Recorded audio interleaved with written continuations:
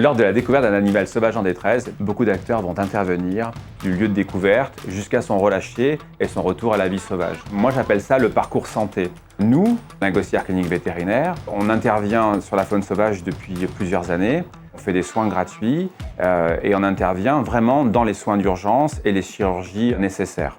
L'association, elle a plus d'ambition, c'est-à-dire qu'elle veut aussi sortir du cadre vétérinaire parce qu'elle a envie d'aider tous les acteurs sur tout ce parcours santé.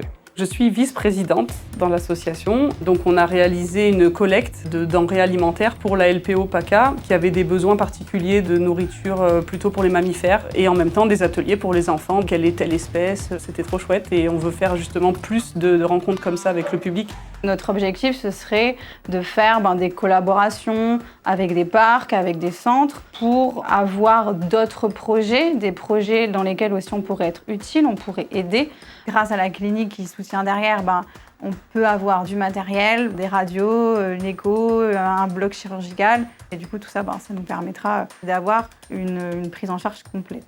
On a une position qui est neutre, on n'est pas un centre de soins, l'association n'est pas une clinique vétérinaire et justement, on a un peu envie d'être le lien avec tout ce monde de la protection de la faune sauvage, les escorter sur des besoins scientifiques, sur des besoins techniques, sur des besoins même financiers, dans un but commun justement, c'est préserver le vivant.